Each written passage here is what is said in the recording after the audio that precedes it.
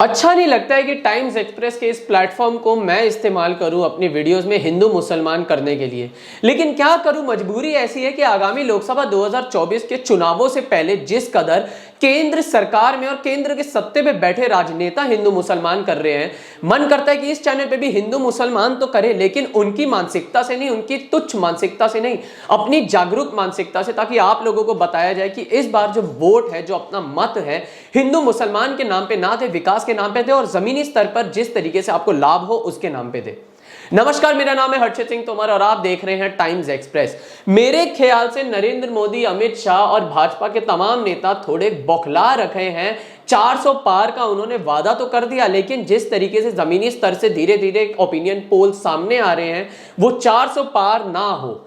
कभी, जैसा कि मैं अपनी हर वीडियो में कहता हूं, कभी मंगलसूत्र चोर बोल देते हैं, कभी एक अल्पसंख्यक के एक गढ़ के लोगों को घुसपैठिया बोल देते हैं, कभी कह देते हैं मंगलसूत्र चुरा लिया जाएगा। लेकिन शायद से नरेंद्र मोदी इन सब से बाज नहीं आए थे। अब उन्होंने एक नया शब्द ले लिया है, वोट जिहाद। सलमान खुर्शीद की फरुखाबाद में, वैसे वो इतनी बड़ी स्टार कैंपेनर है नहीं, वैसे वो अपने एक कैंपेनिंग के दौरान वोट जिहाद क्या बोल देती हैं। नरेंद्र मोदी जो कि प्रधानमंत्री है देश के, वो भी गुजरात की रैली में वोट जिहाद का नाम लेते सामने आए। और सिर्फ वही नहीं, अमित शाह भी वोट जिहाद का नाम लेते सामने। और यही नहीं बात खत्म हुई, अमित शाह ने तो एक स्टेप और, यानी एक कदम और ऊपर उठा लिया और वो तो सीधा औरंगजेब की बात करते नजर आए। मतलब हालात देखिए, 14 साल की इनको कार्यकाल मिला। हर बार जब कोई कमी होती है तो नेहरू के समय में और इंदिरा गांधी के समय के इमरजेंसी की से तुलना करने लग जाते हैं। जब हम कहते हैं लोकतंत्र खतरे में है, तानाशाही शुरू होने वाली है, तब इंदिरा गांधी के इमरजेंसी के समय को याद दिलाते। लेकिन पिछले 14 साल में एक कार्यकाल के दौरान एक कार्य प्रगति नहीं करी, जिसका इनको उदाहरण ना देने पे ऐसे तुच्छ शब्दों का इस्तेमाल करते हैं। मतलब औरंगजेब पे बात आ गई, कभी बाबर, कभी अकबर, कभी हुमायूं, कभी शाहजहां, औरंगजेब।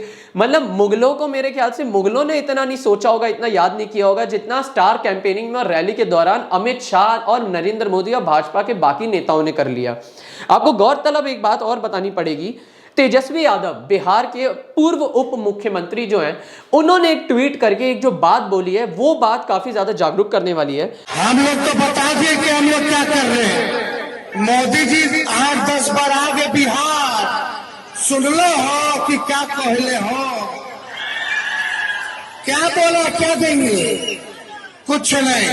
हिंदू मुस्लिम खतरा है रे सनातनी के, प्रधानमंत्री हमारे सनातन धर्म के, राष्ट्रपति सनातन धर्म के, तीनों सेना के अध्यक्ष सनातन धर्म के, सब मुख्यमंत्री सनातन धर्म के, हर प्रदेश के हर गवर्नर सनातन धर्म के, फिर भी कह रहे सनातनी खतरे में। कैसे रे भाई? अरे सब ठग लोग है, ये लोग समाज को बांट करके राज करना चाहता है, इसलिए उनके झांसे में नहीं आ रहा है। बीजेपी का मतलब है बड़का झूठा पार्टी। तेजस्वी यादव कहते हैं देश के प्रधानमंत्री हिंदू, राष्ट्रपति हिंदू, सभी राज्यों के मुख्यमंत्री हिंदू, तीनों सेनाध्यक्ष हिंदू है, फिर भी ये लोग कहते हैं कि हिंदू धर्म खतरे में है। आपने देखा होगा, जब भी आप ट्विटर भी चलाते होंगे, कि किस तरीके से हमारे बीजेपी का आईटी सेल एक वर्ग के लोगों को दबाने के लिए क्या संदेश फैला रहा है, हिंदू वर्ग खतरे में है। अभी आपने देखा भी होगा, गलगोटिया यूनिवर्सिटी के बच्चे किस तरीके से इनहेरिटेंस टैक्स, जिसके बारे में जिसका मतलब भी इन्हें नहीं पता था, उसके नाम पे प्रदर्शन करने चले गए। मतलब ये बात जो तेजस्वी यादव ने कही है, क्या हिंदू इतने, क्योंकि जितने भी सुपीरियर पोस्ट हैं उन सब में हिंदू बैठे हैं, हिंदू धर्म खतरे में है। आगे तेजस्वी यादव कहते हैं दरअसल धर्म के खतरे को बताने वाले ये नहीं बताना चाहते कि रिकॉर्ड तोड़ बेरोजगारी से देश की 60% युवा वर्तमान एवं भविष्य में खतरे में है, किसानों का भविष्य खतरे में है, लेकिन हिंदू खतरे में है। और ये किस कदर बताया जा रहा है, वोट जिहाद का ये जो नेशनल स्टेज पे एक प्रधानमंत्री होकर एक धर्म निरपेक्ष देश में, एकमात्र ऐसा देश जिसमें हर तरीके की संस्कृति को उजागर करते हम लोग नजर आते हैं, हर तरीके के, हर धर्म जात के लोग एक साथ मिल बांट कर रहते हैं, वहां के उस देश के प्रधानमंत्री नेशनल स्टेज पे जाके क्या बोलते हैं, वोट जिहाद। आगे आपको एक बीजेपी फॉर इंडिया का एक और ट्वीट आपको दिखाते हैं।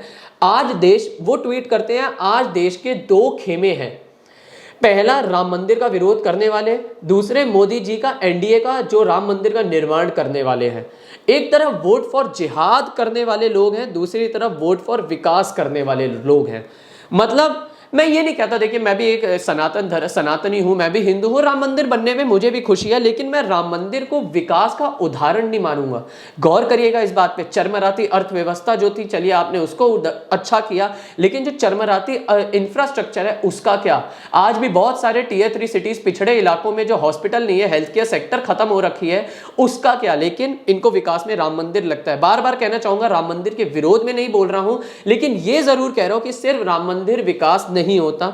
और यहां पे देखिए, एक तरफ वोट फॉर जिहाद करने वाले लोग, ये बीजेपी फॉर इंडिया का ये ट्वीट है, वोट फॉर जिहाद। ये जिहाद शब्द इस्तेमाल किसके लिए हो रहा है, मैं ये पूछना चाहूंगा हमारे बीजेपी के आईटी सेल और मेरे उन तमाम बीजेपी समर्थकों से जो इस ट्वीट को रीट्वीट भी कर रहे हैं।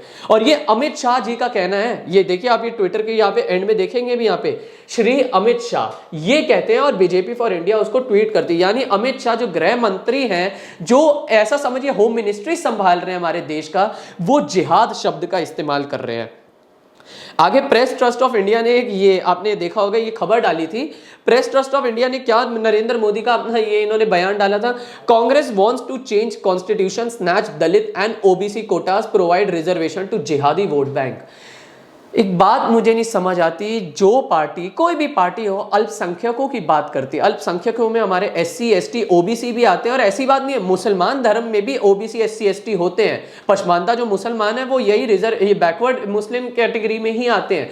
लेकिन तब भी दलित, एससी, एसटी, ओबीसी से हटकर रिजर्व, मतलब इन माइनॉरिटीज में भी किस कदर ये लोग जिहादी बोल रहे हैं। मतलब माइनॉरिटीज से इन्होंने एक धर्म को अलग ही कर दिया, और ये बनाया जा रहा है कि किस तरीके से एक पार्टी मात्र उनको वोट बैंक बना के अपना काम आगे बढ़ाना चाह रही है। ये नरेंद्र मोदी कहते हैं, जो प्रेस ट्रस्ट ऑफ इंडिया में भी सामने आया था। लालू प्रसाद यादव, तेजस्वी यादव के जो पिताजी है और जो बिहार के पूर्व मुख्यमंत्री रह चुके हैं, उनका एक बहुत अच्छा ट्वीट आता है।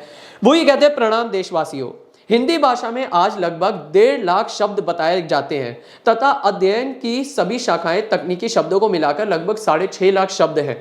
लेकिन हमारे जो बीजेपी सरकार है और नरेंद्र मोदी हैं उनके, और अब तो अमित शाह भी, उनके फेवरेट शब्द है पाकिस्तान, शमशान, कब्रिस्तान, हिंदू, मुसलमान, मंदिर, मस्जिद। चलिए मैं एक और जोड़ देता हूं, जिहाद। यहाँ पे नौकरी, रोजगार, गरीबी, किसानी, महंगाई, बेरोजगारी, विकास, निवेश, छात्र, विज्ञान, नौजवान इत्यादि के मुद्दे भूल जा रहे हैं, लेकिन जिहाद और हिंदू मुसलमान करा जा रहा है। और वो भी तब जब अब लोकसभा 2024 के चुनाव और नजदीक आ रहे हैं। यानी अगर गुजरात में ये रैली करते हैं, उत्तर प्रदेश में ये रैली करते हैं, तो क्या हमारे केंद्र स्तर पर बैठे मंत्री इस कदर अपना स्तर गिरा लेंगे कि अब एक जिहाद बोलकर एक स्पेसिफिक धर्म को टारगेट किया जाए? ये तो ऐसा बन रहा है जैसे गुजरात और उत्तर प्रदेश में कोई मुसलमान रहता ही नहीं है। मोदी पार्टी ऐसा ये जताना चाह रही है कि देश के हिंदू खतरे में है, वो भी हिंदुओं की ही बातों को दबाकर। ऐसे बताया जा रहा है, एक जिहादी एक धर्म को बोलकर हम हिंदुओं को डराया जा रहा है। अब ये फैसला आपको करना है कि कब तक आप लोग, अब क्योंकि 2024 आ रहा है, अब आगे अभी 21वीं सदी चल रही है, 22वीं सदी भी आएगी, क्या अभी भी बढ़ती महंगाई के दौर पर, बढ़ती तकनीकी के दौर में हम विकास के नाम पे वोट दे, अपना मत दे, या फिर ये धर्म की तुच्ची राजनीति करने वाले कुछ राजनेताओं को अभी भी समर्थन दे? ये सवाल एंड में छोड़ के जा रहा हूं। फिलहाल के लिए बस इतना ही।